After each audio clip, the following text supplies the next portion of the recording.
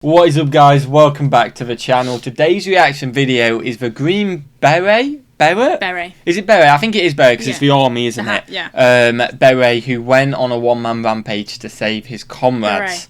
Beret, yeah. Yeah, it is Beret. Yeah, I'm going to get roasted for... Beret. Beret. I call it Beret. It definitely is. Yeah, Beret. We said the same thing. Oh my god, sounds weird now. I'm definitely going to get roasted for hinting it could be something else. But I just wanted to make sure, you know, there's two of us. We like to communicate, don't we? That's the whole part of it. So we do. Don't roast me in the comments. Smash the like button if you enjoy this kind of content. Smash that subscribe button.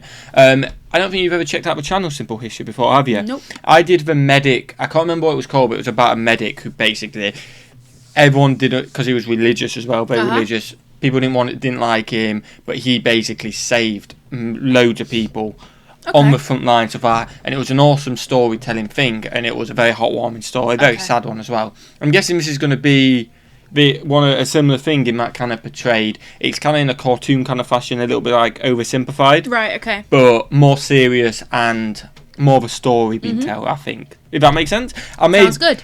Let me know how I've done that in the comments if you've seen Simple History before, because it was about 7 months ago I checked it out. It was a very long time ago, but I have checked this channel out. So smash that button if you want to see it, like we said before. Hit that subscribe button as well. We set a like goal the other day of 3,000 on a video, didn't we? Did we?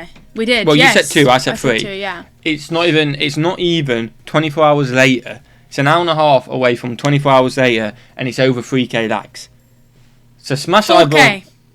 It's 4k on this video, guys. I don't think this one will do as well. I don't know, but 4k. Should we go for 4k? No, 3k. We'll go for 3k. Let's keep it a solid 3k at the moment. So smash that like button. We know you guys can do it, so why not? We might also 100k might be this weekend stream. Potentially. I'm trying not to say that word because I really don't want to jinx it. No, I I'm just staying away from that. I feel like I keep thinking in my head like, okay, like you might, like it might not happen. Don't be sad. I'm just waiting for a mass unsubscribe. I'm like, oh no. Imagine if someone we get to like 100,000, then someone just clicks unsubscribe. Oh, that'll probably happen. 9999999. Because it will change if a person clicks it, so they'll probably be like, oh, jokes. You know what I mean? Don't do that, please. Don't do that to us. Right, let's get into the reaction. The Green Beret, who went on a one-man rampage to save his comrades. What we got?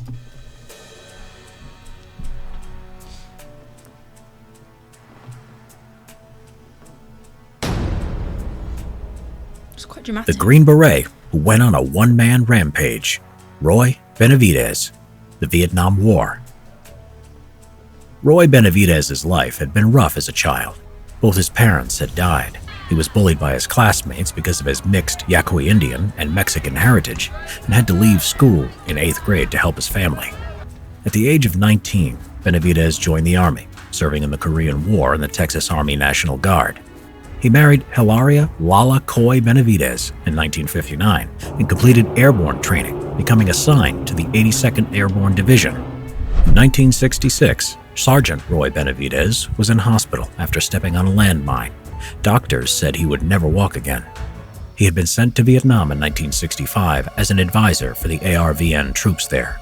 Benavidez was carrying out a classified operation alone to gather evidence that the North Vietnamese troops were posing as Viet Cong.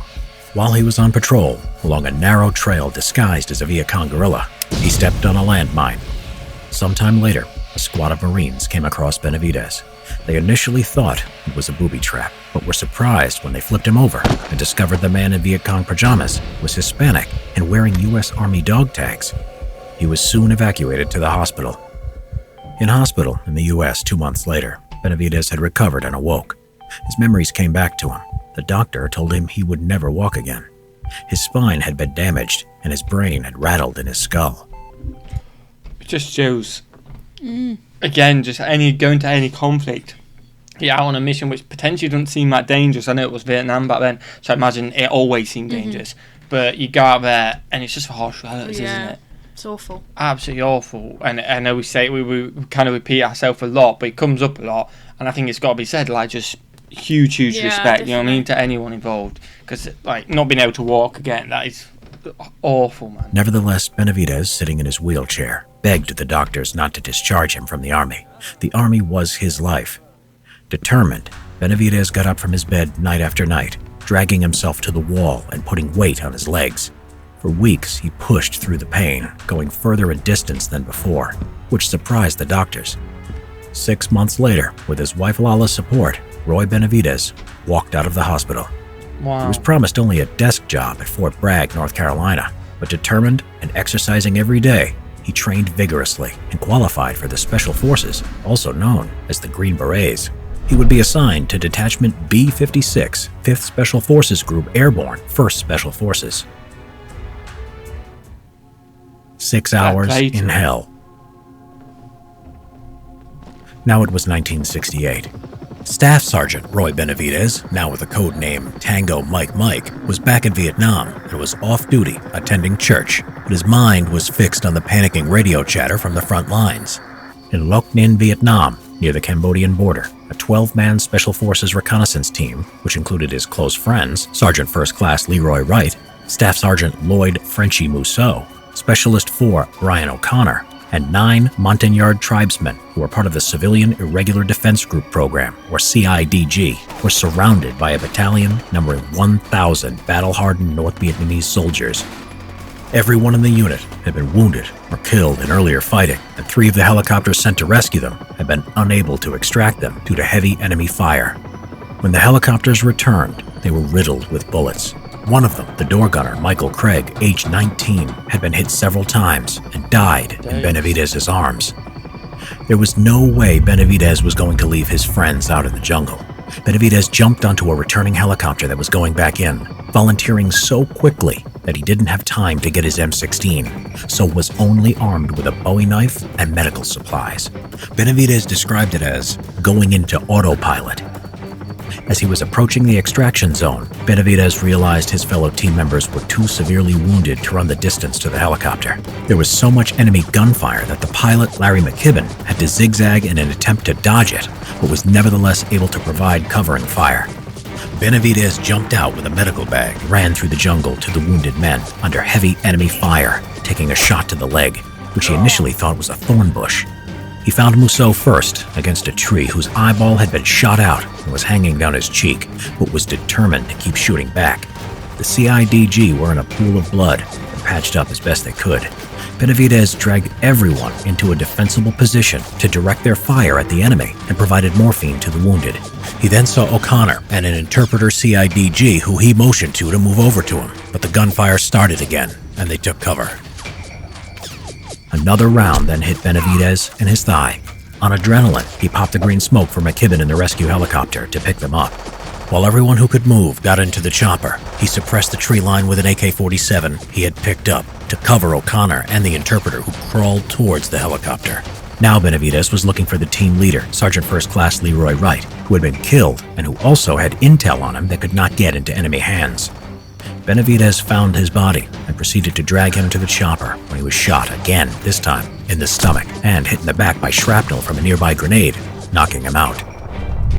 I tell you what, some This people... is a hero, though. Oh yeah, hero. Some people just built different, aren't they? Like, in like a huge respect, like, just to be an autopilot, to be on there, like, nah, I'm going to go and help him. Yeah, like, some of these people are dead. I'm still breathing, so I'm going to keep going until Definitely. I can't breathe. Like, that's just... And it kind of shows as well, just kind of going back to his background with being bullied at school and all that, but when you're in the army, you're all like brothers, you're all fighting for each other, you're all fighting for your country as well, but you're side by side with these people, no matter what your background is, whether you're a populist kid, whether you were bullied or something like that, you all love each other, you all respect each other, definitely. and you're wanting to save each other.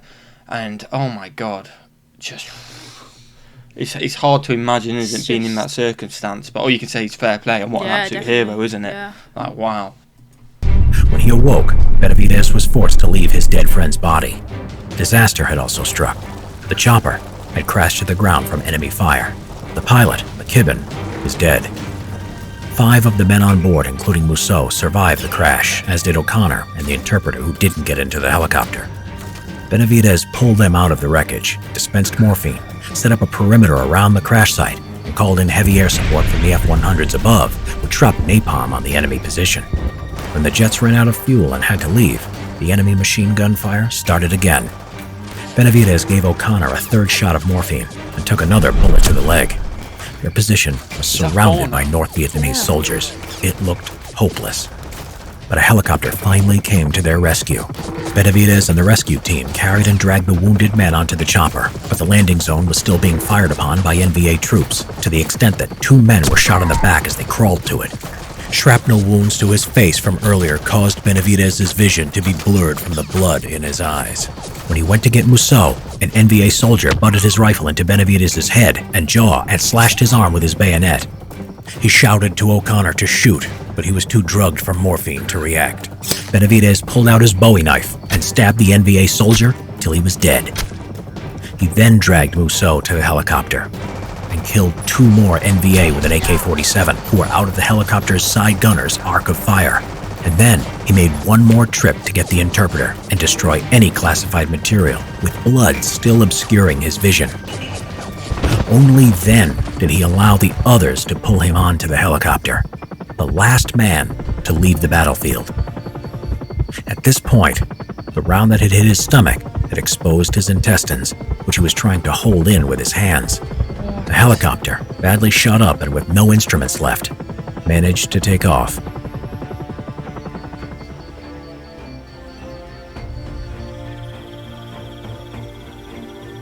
When they landed, the wounded were unloaded and examined one by one. It had turned out that Benavidez had even loaded 3 dead enemy soldiers into the helicopter in case they had classified materials. Wow. They were left to the side, as was Benavidez. He couldn't move or speak because of the broken jaw from the rifle butt. The blood over his eyes had glued them shut, and with 37 bayonet, bullet, and shrapnel wounds all over his body, he looked dead. Medics started placing him in a body bag and started zipping him up when a friend noticed him and said, "That's Roy Benavidez." The doctor said there was nothing that could be done, but Benavidez mustered his last bit of energy and spat in the doctor's face, causing the doctor to say, "I think he'll make it." He was flown to Japan for intensive surgery, then Brooke Army Medical Center, Fort Sam Houston, where he stayed for almost a year. Roy Benavidez had survived 6 hours in hell and saved 8 lives. Benavidez's commander had put him in for the Distinguished Service Cross because the process for awarding a Medal of Honor would take much longer, and he was unsure if Benavidez would live or die before he could have received it. Finally, on February 24, 1981, President Ronald Reagan would present Roy Benavidez the Medal of Honor. Reagan said, if the story of his heroism were a movie script, you would not believe it. Benavidez said of his actions, "The real heroes are the ones who gave their lives for their country. I don't like to be called a hero. I just did what I was trained to do." Master Sergeant Roy Benavidez died on November 29, 1998, at the age of 63.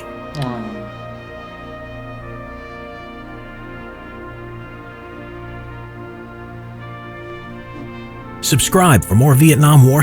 Wow. Oh, what an absolute legend. Like a hero, and Yeah, definitely. that is a sign of somebody who's done all that as well at the end. It's like, no, so people lost their lives, who they're all heroes as well, He's definitely. not taken. Yeah, he's just been what I think every soldier. Yeah, the amount of courage it takes, just because anyone else could have gone on that plane, but they didn't. He did. He was like, "Nah, I've got to go and help him." Yeah. And wow. I think as well from his I've had so much respect for him at the start when we first heard about him, going through his rehabilitation and stuff like that, and going straight back in. That whole thing was like a big respect thing, and then this is just like, oh, it's absolutely incredible, isn't it? Huge fair play to him, absolute legend, hero. Fair play to anyone who serves as well. Because again, it takes some courage, and just to still live on after that as well, it's a lot. It just shows the kind of person he was.